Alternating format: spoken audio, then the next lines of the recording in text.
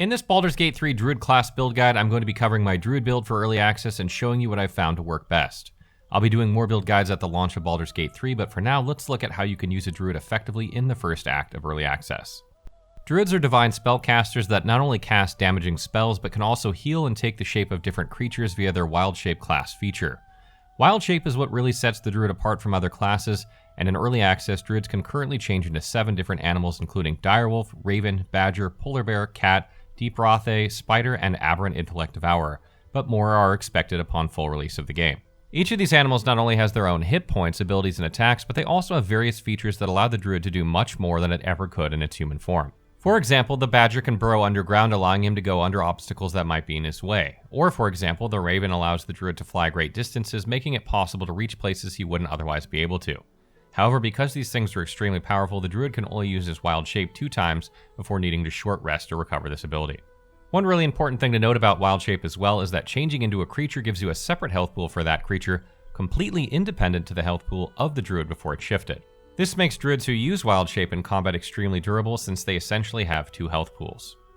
In this section, we'll take a look at how to set up your Druid during character creation for the best results. You don't have to follow this to the letter, and it's likely this will change at full launch of the game. However, this will hold you in good stead during early access. For background, I suggest taking any that provides you wisdom skills, since Druids need a good amount of this ability to hit targets with their spells. These are Animal Handling, Insight, Medicine, Perception, and Survival. Ideally, you'd have all 5 of these if possible, but you're more likely going to get 3 out of 5. The first race I think works well for the Druid class is Gold Dwarf. Not only does it provide +1 Wisdom, which allows you to get to 16 Wisdom during character creation, it gives you +2 Constitution, which increases your HP when not using Wild Shape, and allows you to pass concentration checks more easily should you get hit while concentrating on a spell. Wood Elf is also a decent choice because it provides +2 Dexterity and +1 Wisdom, which helps with Armor class when not using Wild Shape, and still allows you to get to 16 Wisdom during character creation. Last but not least is Human, which allows you to get to 16 in Wisdom, Dexterity, and Constitution if you want, though you'll have to dump all 3 other abilities. Note that while using Wild Shape, your Strength, Dexterity, and Constitution modifiers will be replaced by those of the creature you shift into, though you will retain your Intelligence, Wisdom, and Charisma modifiers. For this reason, Strength is not needed for the Druid build in early access. However, because you cannot cast spells while shifted, you will get benefit from Constitution and Dexterity when you are not. For skills, again, it's not super important, but you'll have high Dexterity and Wisdom, so selecting skills that fall under these abilities is ideal. Dexterity has Acrobatics, Sleight of Hand, and Stealth, and I've already listed what Wisdom skills there are. Your primary ability as a Druid is Wisdom, as this makes your spells more effective in combat and can even increase the damage you deal in melee combat if you use the cantrip Shillelagh. For this reason, you'll want at least 16 of this ability during character creation, and likely 18 later on. Constitution and Dexterity are really the only other abilities that have use, but they have no effect when you're shifted, so they aren't as useful as they could be. If you plan to cast spells more often than use Wild Shape in combat, such as if you're a Circle of Land Druid, then you'll get more use from these. Get these to at least 14 each. Note that Medium Armor only allows you a bonus of +2 Dexterity, so you don't need more than 14 Dexterity. You can dump Intelligence, Charisma, and Strength if you want. Your ability spread should look something like this. During character creation, you'll be given many spells, but you'll have to choose which to prepare. You can only cast your cantrips and prepared spells, otherwise if you wish to use other spells that are not prepared, you must prepare them first. This is not such a big deal since it only takes a quick second to prepare spells, so don't think too long on this. Every time you level up as a Druid, you'll be able to prepare more and more spells. Unlike the Wizard or Warlock, you'll be able to prepare any spells you know, and Druids know all the spells on their spell list, just like Clerics. Note that you can only use the cantrips you select during character creation until you learn more, so choose wisely. There are a few good cantrips the Druid could use, and Thorn Whip is one of them. Thorn Whip deals damage and pulls enemies towards you. This is great for fights that include elevation, as it allows the Druid to pull enemies down from below, removing the advantage of the target, and sometimes flinging them a long distance downward, which can damage or kill enemies. Shillelagh allows the Druid to buff specific weapons you might be using, changing the damage roll of the weapon to a D8 and using Wisdom for your attack and damage rolls with that weapon. Since you should have dumped Strength anyway, this is a great way to boost your melee damage. Druids do melee sometimes, so it's nice to have. It doesn't require concentration, so you should have this active constantly.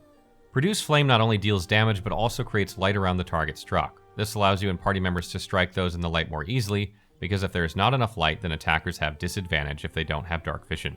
Some Druid spells require concentration in order to remain active. You can tell which these are because it will say on the spell itself. Concentration can be broken if you cast another spell that requires concentration. So for example, if you cast Fairy Fire on an enemy, but then you cast Flame Blade, you will stop concentrating on Fairy Fire and begin concentrating on Flame Blade. But that is not the only way concentration can be broken. If you take damage while concentrating on a spell, then you must make a Constitution saving throw, and if you fail, then the effect of that spell ends. Should you succeed in your saving throw, however, then you maintain your concentration and the spell continues. This is why it's important for druids to have Constitution, because they have spells that require concentration and they are wasted if it is constantly broken. Druids have a wide variety of spells, and these differ from other spellcasting classes. A couple level 1 spells I highly recommend are Entangle, Thunderwave, and Fairy Fire. Good Berry and Healing Word are also not bad choices. Entangle allows you to crowd control a group of enemies in an area if they should fail a strength check. This can be great in fights where you're outnumbered or you need to cover your flank. Thunderwave is an excellent AoE that can knock enemies backward, often to their deaths, but has a short range. Use this when enemies get near you. Fairy Fire is an AoE that gives you and your party advantage on all attack rolls versus affected targets, but requires concentration to maintain. This can seriously change the direction of a battle as long as you can maintain it. Goodberry can provide a near infinite amount of consumable healing items, which is very useful. This can be used on other friendlies as well, allowing you to provide healing for the group. Healing Word can revive fallen teammates and heal them from a distance. What's particularly good about Healing Word as well is that it is a bonus action, so you can still attack or cast another spell in the same turn. Druids in Baldur's Gate 3 get to choose a subclass, otherwise known as a Circle, at level 2. The two subclasses they can choose from currently are Circle of the Land and Circle of the Moon. Circle of the Land allows the druid an additional cantrip, as well as the ability to replenish some spells once per long rest. Although the focus of this subclass in 5th edition D&D is nature magic, it doesn't really have much of an impact in early access as it is currently, because you can't get past level 4. Circle of the Moon druids have a heavier focus on the Wild Shape ability, allowing them to use it as a bonus action in combat. This allows them to transform, move, and attack all in the same turn, something Circle of the Land druids cannot do. Additionally, Circle of the Moon druids can change into a Polar Bear, which has a huge health pool at 30, allowing them to tank many hits in combat without dying. Polar Bears can goad enemies into attacking them, making a druid who uses this combination a great tank for the group. If you're going to use Wild Shape in combat, Polar Bear is the way to go. On top of that, Circle of the Moon druids can consume a spell slot in order to heal themselves while transformed, allowing them to stay shifted longer. The amount of healing gained is equal to a d8 per spell slot level. Because resting is not so much of an issue in Baldur's Gate 3 Early Access and players can rest pretty much at will, I highly suggest choosing the Circle of the Moon druid subclass for the time being. If resting ever changes or is different at live release, then this may change, but for now it's your best option. At level 3 you'll gain another level 1 spell slot, 2 level 2 spell slots, and you'll gain access to level 2 druid spells. There are a lot of great spells here, and I highly recommend Enhance Ability, Spike Growth, Moonbeam, and Heat Metal. Enhance Ability allows you to grant advantage on checks related to one ability as well as some other effects in certain cases. This is a fantastic way to improve checks like Perception or perhaps in dialogue with Intimidation or Persuasion to get the outcome you want.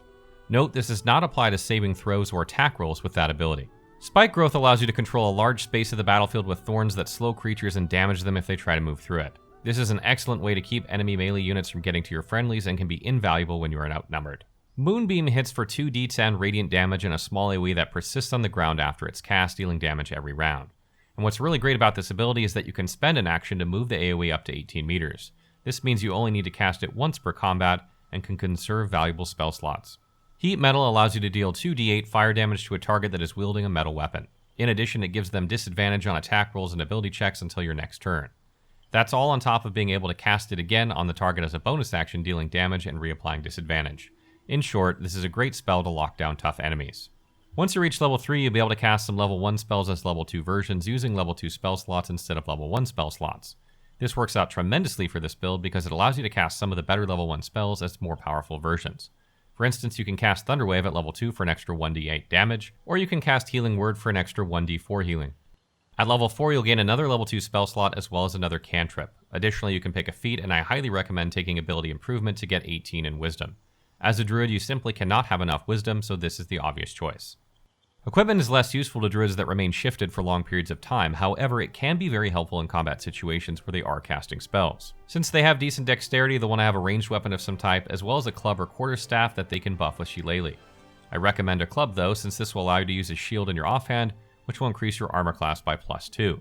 Druids can use shields, so you might as well take advantage of it. Druids can wear medium armor, and while this won't matter while they're in wild shape, since each wild shape has its own armor value, it will matter when they are not. The best medium armor in early access is Lyzel's Githyanki Halfplate or Scalemail +1.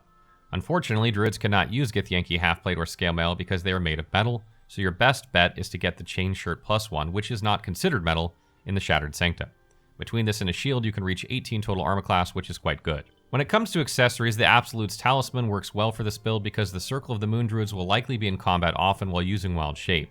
This allows them to maintain their Wild Shape form and keep on fighting without having to stop to heal. This necklace can be found in the Shattered Sanctum. The Whispering Promise Ring also has a nice synergy since you can heal yourself and it will increase your attack rolls by doing so. It's also located in the Shattered Sanctum. Final tips. It's important to remember that even though you may be playing a Circle of the Moon Druid, you do not need to be in Polar Bear form all the time in combat. You cannot cast spells while using Wild Shape, so make sure you cast any spells you want before you transform because you can use Wild Shape as a bonus action. Your spells will be just as strong as Circle of Land Druids in Early Access, so don't be afraid to fling them away. A lot of what the Druid class has to offer besides the flexibility and spell selection is the utility that different creatures it can shift into provides. For instance, being able to tunnel under a wall or fly over a river, etc. The Druid class really encourages you to think outside the box, so don't be afraid to do so. Remember that your strength, dexterity, and constitution become that of the creature you change into, but your intelligence, wisdom, and charisma do not. For this reason, if you plan to be in Wild Shape form a lot, it might be a good idea to pump wisdom, intelligence, and charisma for better saving throws while in combat, as well as skill checks outside of it. There is a lot of flexibility to the Druid, so play around with what you like. Lastly, remember to plan your party around the type of Druid you wish to play. If you want to be more of a caster, then you might want to sub out Willgale or Shadowheart. On the other hand, if you plan to be a Polar Bear tank, then maybe you want to swap out Shadowheart or Lysel. Just don't take Shadowheart. Plan accordingly so that you have a good party setup. Stay tuned for more Baldur's Gate 3 content as we take a look at classes and builds, and be sure to drop by our Twitch channel if you have questions about the game. If you need something specific, check out our Baldur's Gate 3 wiki, which we are currently updating for Update 4.